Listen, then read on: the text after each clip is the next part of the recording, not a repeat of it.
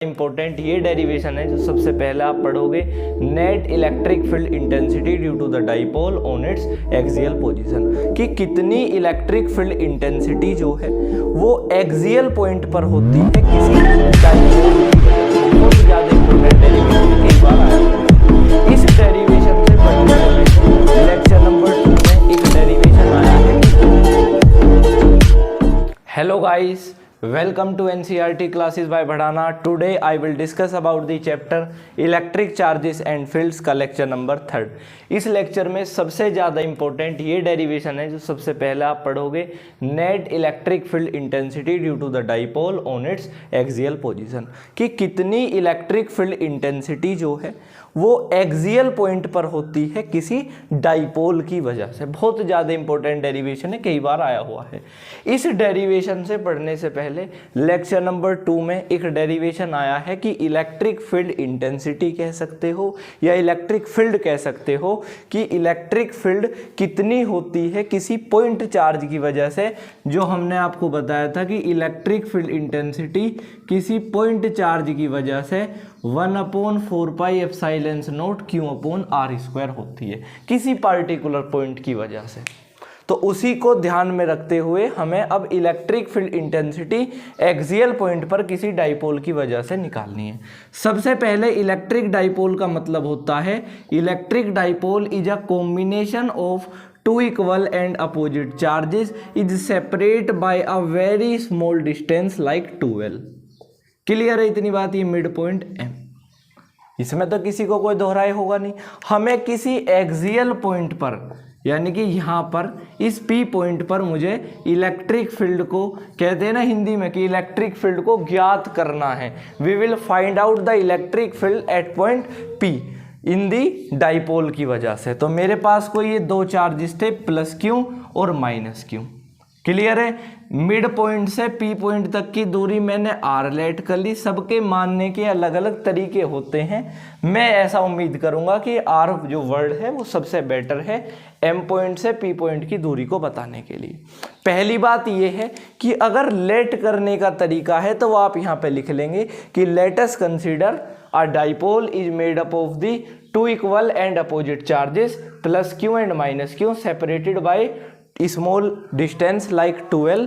मैं mid point से यहाँ तक की दूरी L मान लूँ और यहाँ तक की दूरी L मान लूँ। And point P in the axial point we will find out the electric field. जहाँ पर मुझे इलेक्ट्रिक फील्ड को फाइंड आउट करना वो पॉइंट P है। सबसे पहले अगर मैं इलेक्ट्रिक फील्ड किसी -Q चार्ज की वजह से निकालना चाहूँ तो इलेक्ट्रिक फील्ड का फॉर्मूला होगा किसी पॉइंट चार्ज की वजह से एट ए पॉइंट, कि भाई हम ऐसा मान के चलते हैं कि किसी पॉइंट चार्ज की वजह से electric field 1/4 pi epsilon not Q/r² होती है। अब चार्ज -Q चार्ज की वजह से है तो -Q चार्ज। अब P पॉइंट तक का जो इसका डिस्टेंस है वो कितना होगा? R - L का स्क्वायर, क्योंकि भाई आप ऐसे मान के चलें एक्सियल मतलब पॉइंट पर इतनी इलेक्ट्रिक फील्ड होती है Q/r²। चार्ज हमने माइनस का ले रखा है और P पॉइंट तक की जो दूरी है R मैं कैसे लूँगा कि भाई यहाँ से यहाँ तक की दूरी कैसे निकालूँ? अगर मैं मिड पॉइंट से P पॉइंट तक की दूरी R में से L घटा देता हूँ तो ये क्या हो जाएगी? ये हमारी R हो जाएगी और वहाँ पर R का स्क्वायर है तो R - L²। मैंने इसे इक्वेशन नंबर 1 मान लिया। अब अगर मैं इलेक्ट्रिक फील्ड किसी +Q चार्ज की वजह से निकालता हूं तो 1/4 पाई एप्सिलॉन नॉट Q/r + L²। कैसे? R + L² कैसे आ जाएगी? अगर मुझे +Q चार्ज की वजह से P पॉइंट की दूरी लेनी है तो R + L² को ऐड कर देंगे और एक्सियल पॉइंट मतलब एक पॉइंट चार्ज की वजह से जो इलेक्ट्रिक फील्ड होती है वो Q/r² होती है। क्यों? +Q R, हमें डिस्टेंस से पहले मतलब लेना। अब यहाँ से यहाँ तक की डिस्टेंस R + L और उसका स्क्वायर तो R + L का स्क्वायर। क्लियर है? अगर हम इन दोनों इक्वेशन को कंबाइन कर दें from equation first and second, equation first और सेकंड को देखते हुए अगर मैं नेट इलेक्ट्रिक फील्ड इंटेंसिटी निकालता हूँ कि भाई मुझे जो है नेट इलेक्ट्रिक फील्ड इंटेंसिटी को निकालना है, तो मैं नेट इलेक्ट्रिक फील्ड इंटेंसिटी दोनों इलेक्ट्रिक फील्ड इंटेंसिटी को माइनस कर दूंगा। अब अगर मैं E1 E2 मानने के तरीके हैं, E plus Q E minus Q भी आप कर सकते हो कि भाई E प्लस क्यू में से E माइनस क्यू। अब प्लस क्यू या माइनस क्यू आप पहले मान लो, वो अपने अपने तरीके। तो E minus Q 1/4 pi epsilon not minus Q upon R minus L का square minus minus plus Q वजह से 1/4 पाई epsilon not Q upon R plus L का स्क्वायर। क्लियर है? हमने दोनों इक्वेशन ली कि अगर मुझे नेट इलेक्ट्रिक फील्ड इंटेंसिटी निकालनी है तो मुझे दोनों इलेक्ट्रिक फील्ड इंटेंसिटी को माइनस करना पड़ेगा। उसके बाद अगर मैं चाहूं तो Q/4 पाई एप्सिलॉन नॉट यहां से कॉमन ले सकता हूं। अगर मैंने Q/4 पाई एप्सिलॉन नॉट यहां से कॉमन लिया तो यहां पे मुझे माइनस का साइन मिला, तो माइनस। क्लियर है इतनी बात? R माइनस L स्क्वायर और R प्लस L स्क्वायर। अब ये ऊपर जाएगा तो ये क्या आ जाएगा, प्लस का R प्लस L का स्क्वायर और R माइनस L का स्क्वायर। ये माइनस का साइन एज इट इज रहेगा। अब Q/4 pi epsilon naught as it is है। अब ध्यान से देखेंगे, minus minus plus minus minus minus o minus plus, यहाँ पर भी माइनस होगा नहीं होगा, या आप माइनस साइन को एज इट इज रखें। R प्लस L का square R square plus L square plus 2RL। उसके बाद यहाँ पर क्लियर से बिल्कुल चीज़ों को बिल्कुल क्लियर करके चलेंगे। यहाँ पे बीच में साइन था माइनस, तो minus R minus L square R square plus में L स्क्वायर माइनस का 2RL।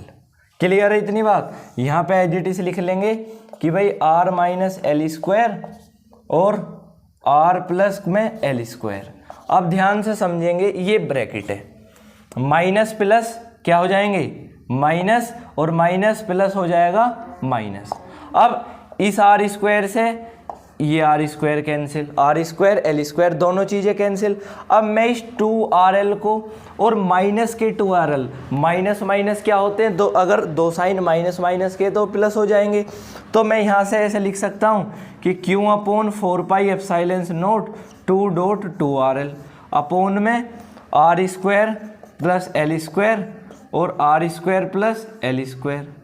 अब ऐसे मान के चलें कि भाई हमने इलेक्ट्रिक डाइपोल मोमेंट पढ़ा P = Q × 2L। तो अगर मैं 2L को और Q को ले लूँ तो P बन जाएगा, तो यहाँ पर आ जाएगा 2P/4 पाई एप्सिलॉन नॉट। इसकी इससे कराएंगे R4 माइनस के L4। क्लियर है? अब R बहुत ज़्यादा, ये बिल्कुल अलग है, सेपरेट टॉपिक। अब R बहुत ज़्यादा बड़ा है L से, तो L कैन बी नेगलेक्टेड, तो N को मैं क्या कर देता हूँ, नेगलेक्टेड कर देता हूँ। अब अगर L नेगलेक्ट हो गया, ध्यान से देखेंगे एक वर्ड यहाँ पर बचा R, तो मैंने यहाँ पर R भी लिख लिया। तो अब जब मैं L को नेगलेक्ट कर रहा हूँ तो मेरे पास आ रहा 2PR/4 pi epsilon not R⁴। अगर मैं R⁴ से R कैंसिल कर देता हूँ तो जो इलेक्ट्रिक फील्ड आएगी, फाइनल जो इलेक्ट्रिक फील्ड आएगी वो 1/4 पाई एप्सिलॉन नॉट P/2P/R³ आएगी। कि भाई 1 मैंने लेट कर लिया, सबका लिखने का अलग अलग तरीका है। या फाइनली मैं इसे लिख सकता हूँ कि 2P/4 pi epsilon not R⁵। कि भाई R⁴ से अगर हम R4 है और R कैंसिल कराएंगे तो क्या बचेगा, R³ बचेगी, और R³ यहाँ पर आ गई 2P/4 pi epsilon not R³। तो ये बहुत ज़्यादा इंपॉर्टेंट डेरिवेशन है, ज़्यादा कुछ नहीं है। एक हमें डाइपोल लेना है, डाइपोल हमेशा इक्वल और अपोजिट चार्ज से बनता है। इनके बीच की डिस्टेंस मिड पॉइंट से P पॉइंट तक की R लेनी है, दोनों के बीच की 2L लेनी है। Electric field -Q +Q charges से अलग अलग लेनी है। किसी पॉइंट पर इलेक्ट्रिक फील्ड इतनी होती है तो इसके अनुसार ये दोनों वैल्यू रखनी है। नेट इलेक्ट्रिक फील्ड इंटेंसिटी को निकालने के लिए दोनों को माइनस कर दो, वैल्यू पुट करो, आंसर आ जाएगा। हमेशा इस वाली बात को ध्यान रखना, बहुत कंफ्यूजन है कि अगर मैं Q/4 पाई एप्सिलॉन नॉट को यहाँ से कॉमन ले रहा हूँ तो यहाँ पर ये माइनस साइन तो बचा ना, अगर माइनस साइन यहाँ पर है तो ये अंदर के साइनों को चेंज कर देगा। तो इलेक्ट्रिक फील्ड इंटेंसिटी अगर आपसे कोई जनरली पूछ ले कि भाई एक्सियल पॉइंट पर कितनी होती है, तो E is equal to 2p/4πε0 r3। Note कर लें। Next topic, net electric field intensity due to the dipole on its equatorial position. बिल्कुल डेरिवेशन का माध्यम सेम रहेगा, कंफ्यूज नहीं होना है। यहां पर हम electric field intensity equatorial position पर निकालेंगे डाइपोल की वजह से, वहां पर हमने इलेक्ट्रिक फील्ड इंटेंसिटी निकाली थी एक्सियल पोजीशन पर डाइपोल की वजह से।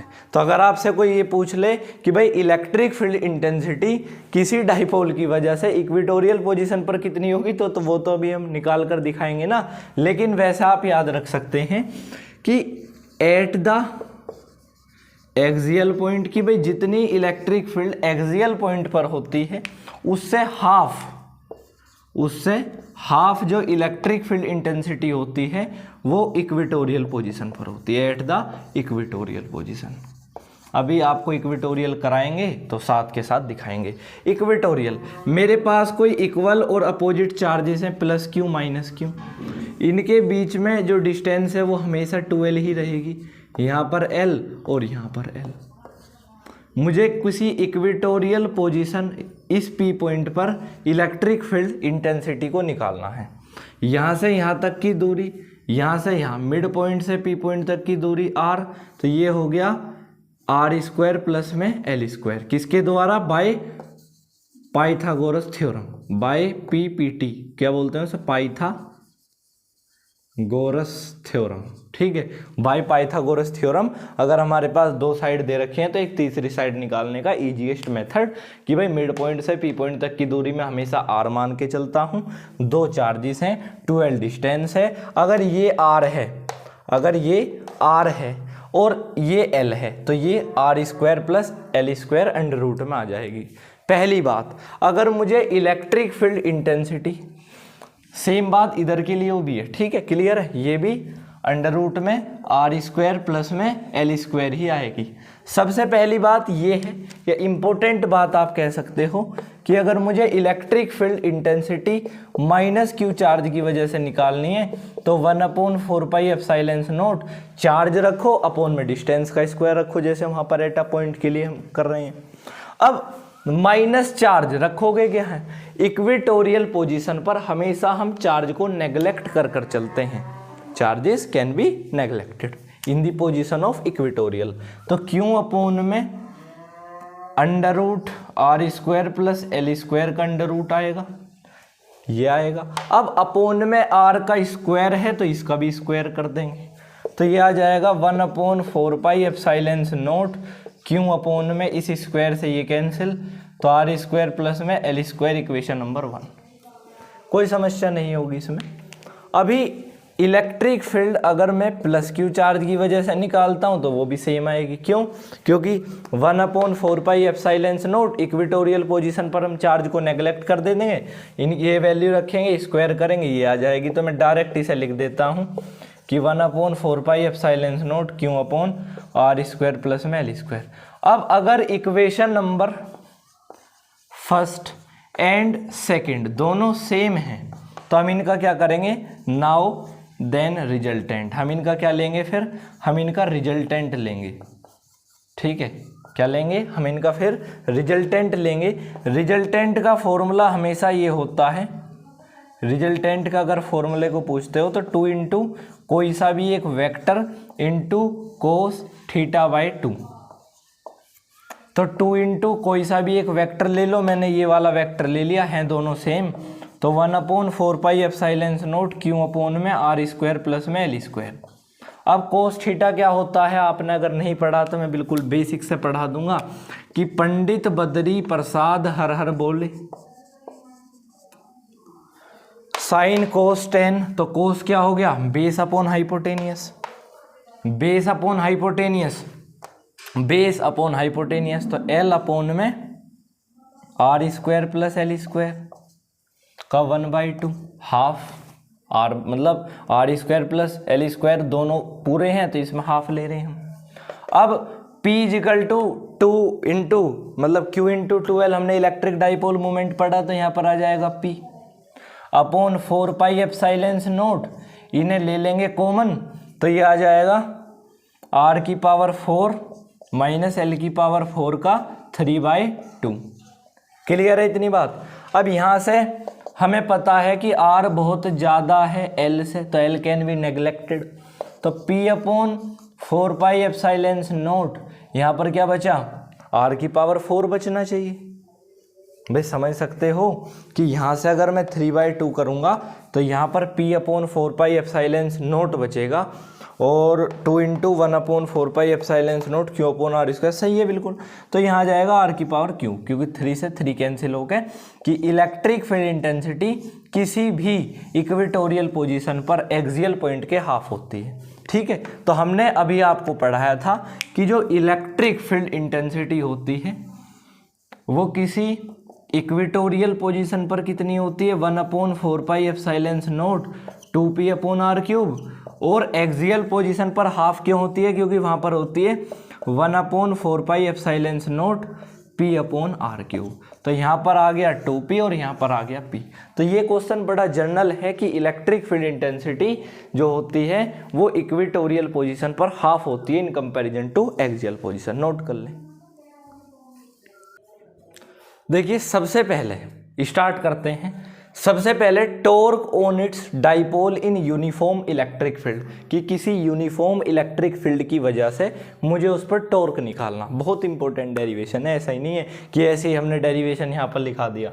पहली बात, आपको टॉ के बारे में जानकारी होनी चाहिए कि भाई टॉर्क क्या होता है। Torque is a tendency to rotate the body in about fix axis. इसे डेफिनेशन को लिख लेंगे कि टॉर्क वो टेंडेंसी होती है किसी बॉडी की कि भाई वो रोटेट हो सके किसी अबाउट अ फिक्स्ड एक्सिस में। ठीक है, टॉ को टी से डिनोट करते हैं। टॉ का formula force into perpendicular distance होता है, क्लास 11th में पढ़ाया गया। मैं यहाँ पर आपको दोबारा लिखवा दूंगा, इसमें कोई बड़ी बात है नहीं। सबसे पहले मेरे पास कोई यूनिफॉर्म इलेक्ट्रिक फील्ड है। मैंने मान लिया कि भाई मेरे पास कोई यूनिफॉर्म इलेक्ट्रिक फील्ड है। अब उसमें कोई डाइपोल रखा है, plus q minus q charges का कॉम्बिनेशन। इनके बीच में डिस्टेंस 12 है, इनके बीच में लगने वाली फोर्स एफ क्यू है। ठीक है, एफ क्यू है। अब अगर यहाँ पर 12 है तो ये 12 साइन थीटा हो गया है, तो कॉमन सी बात है बाय पाइथागोरस थ्योरम। ठीक है, अब आप ऐसे समझने का प्रयास करें, माइनस का नहीं, एफ क्यू चार्जेस है। ठीक, वो एफ क्यू फोर्स लगने वाली है इनके बीच में। सबसे पहले टो क्या होती है, it is a tendency to a body की वो tendency its rotate about a fix axis, कि भाई वो रोटेट हो सके अबाउट ए फिक्स्ड एक्सिस में, किसी फिक्स्ड एक्सिस में वो रोटेट हो सके। दूसरी बात ये है कि टो का फॉर्मूला आपको पता होना चाहिए कि फोर्स इनटू परपेंडिकुलर डिस्टेंसेस। दूसरी बात, अगर आप यहाँ पर कंस्ट्रक्शन लिखना चाहते हैं तो लिख लें कि let us consider a uniform electric field is placed a dipole. वैसे जरूरत नहीं है, वो लिख लें कि dipole is made up of the equal and opposite charges plus q minus q separate by 12 distances, और let us assume the force between plus q and minus q charges F q. Clear है इतनी बात। अब important है कि जो to होता है इज मैक्सिमम, टो जो होता है वो मैक्सिमम तो होता है एट 90 डिग्री पर, और मिनिमम जो होता है वो होता है मिनिमम एट 30 डिग्री पर। टॉर्क एक वेक्टर क्वांटिटी है, ये तो टॉर्क के बारे में जानकारी है। Torque is minimum at 30 degree. ऐसा भी पूछा गया है कि टॉर्क क्या है, torque is a vector quantity.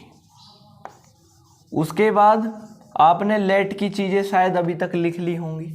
तो टॉर्क का फॉर्मूला होता है फोर्स, शायद मैंने 2-3 बार रिपीट कर दिया, परपेंडिकुलर डिस्टेंसेस। अब सबसे पहली बात, फोर्स क्या है, F Q, perpendicular distance 12 sine theta, सब लिखी हुई है। अब हमने एक चीज पढ़ी कि electric dipole moment P is equal to Q into 12, क्यों ले लिया 12 ले लिया, तो ये क्या हो गया P हो गया। जनरल सी बात है, आप ऐसे मान के चलें कि भाई यहाँ पर एज्यूम कर सकते हैं, थोड़ी मिस्टेक हो गई, कि भाई इन दोनों चार्जेस के बीच में लगने वाली जो फोर्स है, अगर आपसे कभी भी कोई पूछ ले कि हाँ जी इलेक्ट्रिक फील्ड जो होती है, इलेक्ट्रिक फील्ड में जब हम इलेक्ट्रिक डाइपोल मोमेंट पढ़ते हैं तो इलेक्ट्रिक डाइपोल मोमेंट के बीच में लगने वाली फोर्स जो होती है वो E क्यों होती है, दिस इज अ फोर्स। ठीक है, क्लियर इतनी बात। तो यहाँ तो आ गया Q इंटू 12 ने बना कर लिया क्या इलेक्ट्रिक डाइपोल मोमेंट, तो PE साइन थीटा। तो बड़ा फेमस क्वेश्चन कई बार आया है कि टो का फॉर्मूला क्या होता है और माइनस में आएगा। तो टो का फॉर्मूला क्या होता है, टो किसी डाइपोल की वजह से यूनिफॉर्म इलेक्ट्रिक फील्ड में क्या होता है, तो टो is equal to minus PE sine theta. Clear है इतनी बात। अब इसकी हम वेक्टर फॉर्म भी लिख सकते हैं, in the vector form. Vector form कैसे लिखेंगे कि भाई tau is equal to P dot E। ठीक है, तो ये भी बड़ा फेमस सा क्वेश्चन था। दूसरी बात ये है कि दो डेरिवेशन है, एक तो डेरिवेशन हम चैप्टर नंबर 2 में पढ़ेंगे, जो electric dipole and electric potential and capacitance आने वाला। अब फायदा उसका यहाँ पर ये है कि अगर मैं यहाँ पर उस फॉर्मूले को लिखवा देता हूँ तो चैप्टर 1 और 2 एक यूनिट के चैप्टर हैं, तो इनसे क्वेश्चन भी मिलते जुलते ही आते हैं। अगर पोटेंशियल एनर्जी का डेरिवेशन में चैप्टर नंबर 2 में करा रहा हूँ और आप अगर अब टेस्ट इस चैप्टर के बाद दोगे तो उसमें पोटेंशियल एनर्जी का अगर क्वेश्चन आ गया तो क्या करोगे, बल्कि एनसीईआरटी में भी है। तो उसके लिए अभी फॉर्मूला लिख लें कि अगर मुझे पोटेंशियल एनर्जी निकालनी पड़ जाती है ड्यू टू द डाइपोल की वजह से इन यूनिफॉर्म इलेक्ट्रिक फील्ड में, इस बात की गारंटी है ये डेरिवेशन नहीं आएगा, लेकिन करा दूंगा चैप्टर 2 में, क्योंकि चैप्टर 2 का ही बेसिकली पार्ट है U is equal to PE sine theta. Clear, where P is the electric dipole moment, E is the electric field, U is the potential energy. एक डेरिवेशन ये बहुत आता था, अब की बार डेरिवेशन कट चुका है कि भाई वर्क डन का फॉर्मूला बता दीजिए। वर्क डन का formula on it's dipole on its axial position on it's electric field पर।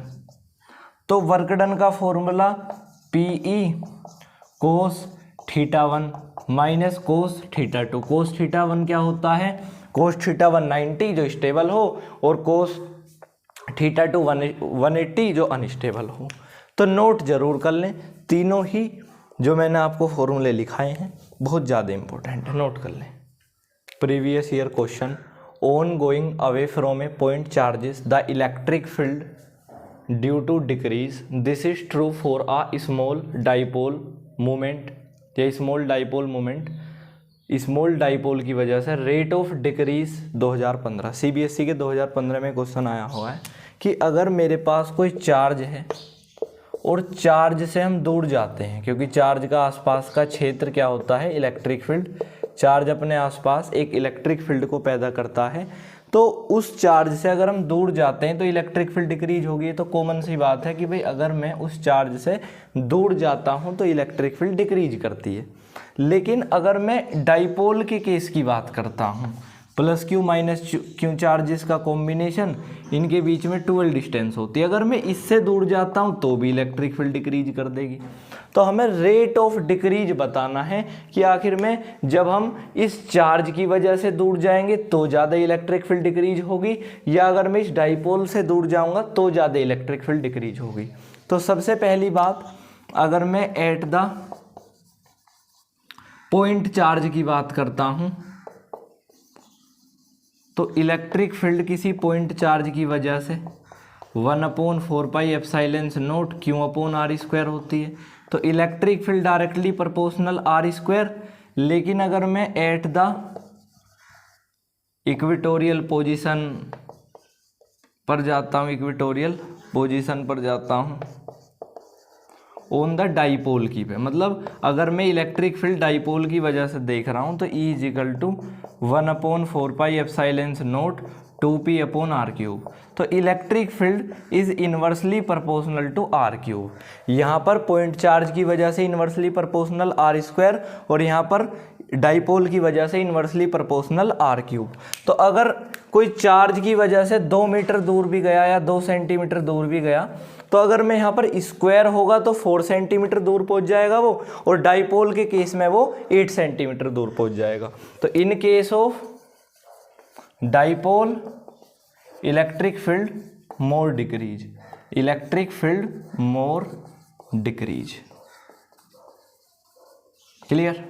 Next question, 3 charges -q, -2q और +q present at the vertices of an equilateral triangle side 2l, net electric dipole moment हमें निकालना।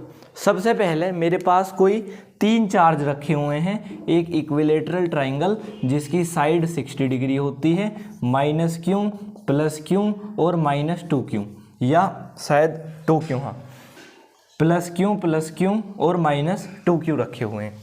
सबसे पहली बात यह है कि भाई मेरे पास अब यहाँ पर नेट इलेक्ट्रिक डाइपोल कितने हैं। डाइपोल बोलता कि भाई +q -q चार्जेस का कॉम्बिनेशन, अब एक भी नहीं है। अगर मैं इस 2q को -2q को डिवाइड कर दूँ -q और -q में, तो मेरे पास 2 इलेक्ट्रिक डाइपोल मोमेंट बन जाएंगे।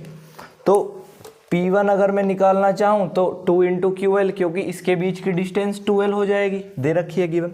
तो P1 is equal to 2QL equation 1 और P2 इज इक्वल टू भी 2QL। अगर इक्वेशन दोनों सेम है तो रिजल्टेंट हम लेते हैं। नाउ देन रिजल्टेंट का फॉर्मूला होता है P इज इक्वल टू 2 × कोई सा भी एक वेक्टर में आप P2 ले लीजिए, P2 × cos θ/2। अब सिंपल सी बात है कि 2 × कोई सा भी वेक्टर 2QL × cos θ/2। cos θ क्या होगा? cos θ पंडित बद्री प्रसाद हर हर बोले बेस अपॉन हाइपोटेनियस होगा। भाई सिंपल सी बात है 2QL × अब cos θ, पहला आप ऐसे ही एज्यूम करके चलें कि थीटा में 60 दे रखा है, तो cos 60/2 ये काटेगा तो 30 हो जाएगा। cos 30 की वैल्यू √3/2, ठीक है जी। तो यहाँ पे आ जाएगा 2 × 2QL × cos √3/2, 2 से 2 कैंसिल, तो ये आ जाएगा 2√3QL। तो इसका आंसर आ जाएगा 2√312। तो मैंने एक इक्विलेटरल ट्राइंगल बना लिया और हमने ऐसा एज्यूम करके चले कि हमें इलेक्ट्रिक डाइपोल बनाना है। मैंने इस चार्ज को तोड़ा, 2 इलेक्ट्रिक डाइपोल रखे, P1 P2 दोनों सेम है, रिजल्टेंट ले लिया। अगर सेम नहीं होते तो फिर सोचते, वैसे सेम ही होते हैं दोनों केसेस में, क्योंकि दोनों हैं तो इलेक्ट्रिक डाइपोल ही ना। क्लियर है, नोट कर लें 2015-16 के क्वेश्चन से। Next question, a proton and electron are placed in electric field. अब हम ऐसे इमेजिन करते हैं कि भाई ये इलेक्ट्रिक फील्ड होगी, इस पे जो है प्रोटॉन और इलेक्ट्रॉन जो है प्लेस्ड होंगे। अब इनमें से ग्रेटर एसिलेशन किसका होगा? 2014 CBSE। इसका आंसर क्या हो सकता है? अगर मुझे मास ऑफ इलेक्ट्रॉन पता है कि भाई 9.1 × 10⁻31, अगर मुझे मास ऑफ प्रोटॉन पता है 6.67 × 10⁻27। अब आप सोच रहे होगे यार -31 ज़्यादा, यानी कि इलेक्ट्रॉन का मास ज़्यादा, वो माइनस में, और माइनस में जो वैल्यू होती है वो अपने आप में कम होती है। जैसे -1 और 2 में मतलब -4 और 2 में कौन बड़ा? जिस तरह से हम पॉजिटिव को ज़्यादा रेस्पेक्ट देते हैं, पॉजिटिव को ज़्यादा मानते हैं, उसी तरह से नेगेटिव को अपने आप में कम मानते हैं। नेगेटिव जितना ज़्यादा होगा उतना कम होगा। तो प्रोटॉन का मास ज़्यादा है, जिसका मास ज़्यादा होगा उसका एसिलेशन कम होगा, जिसका मास ज़्यादा होगा उसका एसिलेशन कम होगा। तो मास जो है किसका ज़्यादा? प्रोटॉन का। तो इलेक्ट्रॉन है वो ग्रेटर एसिलेशन, तो इलेक्ट्रॉन का जो है ज़्यादा एसिलेशन होगा, ग्रेटर एसिलेशन। क्लियर है इतनी बात? उसके बाद नेक्स्ट क्वेश्चन CBSE 2000, मैंने शायद मेंशन नहीं करा है, कोई बात नहीं। Scratch the electric field lines of a uniform charge cylinder. मेरे पास कोई यूनिफॉर्म चार्ज सिलेंडर है, मुझे इलेक्ट्रिक फील्ड लाइंस जो हैं वो स्क्रैच करनी है, बनानी है। इलेक्ट्रिक फील्ड लाइंस में कभी भी आपने चाहे प्रॉपर्टी याद करी हो चाहे नहीं करी हो, दो बातें मैंने बताई थी कि इलेक्ट्रिक फील्ड लाइंस को हम हमेशा लाइन से ही डिनोट करते हैं, ऐसा नहीं है हीरे चांदी इन पर लगाएंगे। इलेक्ट्रिक फील्ड लाइंस को हमेशा लाइन से रिप्रेजेंट करा जाता है और इलेक्ट्रिक फील्ड लाइंस हमेशा पॉजिटिव चार्ज से स्टार्ट होकर नेगेटिव चार्ज पर एंड होती हैं। तो ऐसे हम बना सकते हैं। क्लियर है इतनी बात? Electric field lines start from positive charge and end into negative charge. Clear? Next question note करें। Next question, question number 5। A proton and electron are length 2 centimetre when placed with axis makes of angle 60 degree in electric field experience a torque at find potential energy. हमें charge given है। सबसे पहले अब हमने chapter number 1 study करा, potential energy हमने पढ़ी नहीं क्योंकि चैप्टर 2 में अब आ गई पहले चैप्टर के टेस्ट में, इसलिए मैंने आपको पोटेंशियल एनर्जी का फॉर्मूला पहले ही लिखवा दिया था कि आप इतना टेंशन में ना आए। चैप्टर 2 में हम इसे प्रूफ भी कर देंगे। स्टार्ट करते हैं। सबसे पहले हमें लेंथ दे दी 2 सेंटीमीटर। अब इसे मीटर में करा तो 2 × 10⁻² मीटर। उसके बाद थीटा मेरे पास 60 डिग्री है। उसके बाद मेरे पास टो दे दिया 8√3। क्लियर है इतनी बात? उसके बाद मुझे पोटेंशियल एनर्जी निकालनी है। पोटेंशियल एनर्जी का एक ही फंडामेंटल फॉर्मूला है -PE cos थीटा। ठीक है, -PE cos थीटा। सबसे पहले मुझे लेंथ दे दी, थीटा दे दिया, टो दे दिया। अब टो का हमने एक फॉर्मूला पढ़ा PE sin थीटा।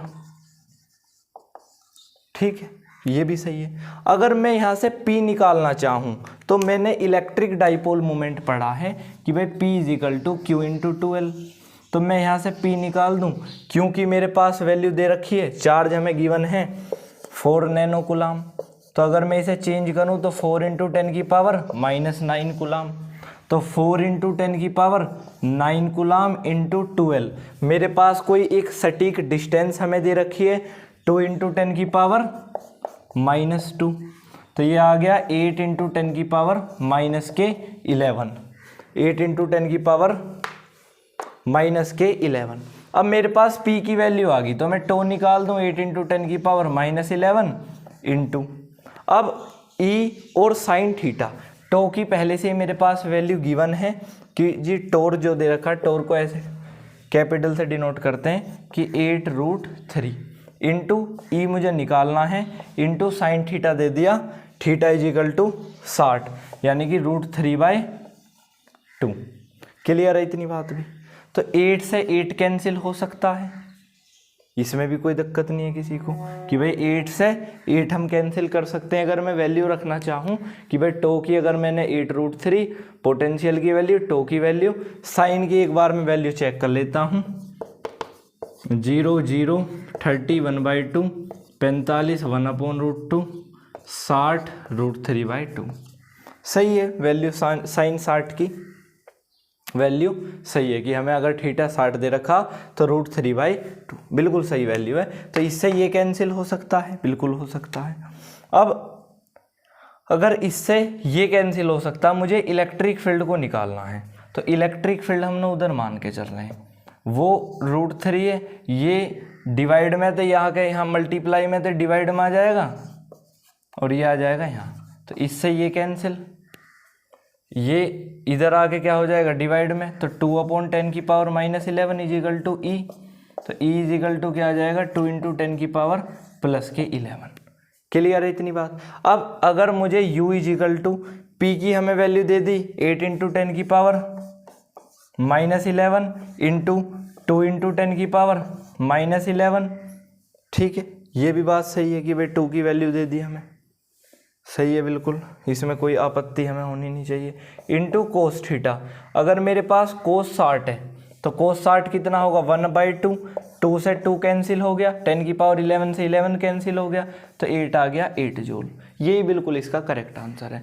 बस आपके माइंड सेट में ये होना चाहिए कि भाई मैं इस क्वेश्चन को कर सकता हूँ। कैलकुलेशन में बिल्कुल परेशान ना हो, कैलकुलेशन मैच हो जाती है, ये कोई बड़ी बात है नहीं।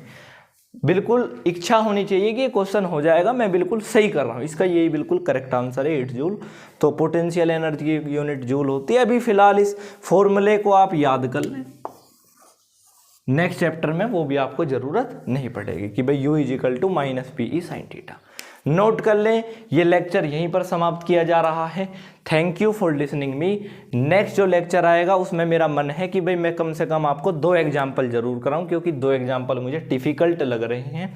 दूसरी बात ये है, एक्सरसाइज क्वेश्चन मैंने सारे देख लिए हैं, सारे बिल्कुल ईजीएस्ट हैं, लेकिन आपको जब ट्राई करने, जब इसका लेक्चर नंबर नेक्स्ट और आ जाएगा, लेक्चर नंबर 4 और आ जाएगा उसके बाद, क्योंकि उसमें मैं आपको गॉस थ्योरम की एप्लीकेशंस, उनसे रिलेटेड के कुछ क्वेश्चंस कराऊंगा। Thank you for listening me.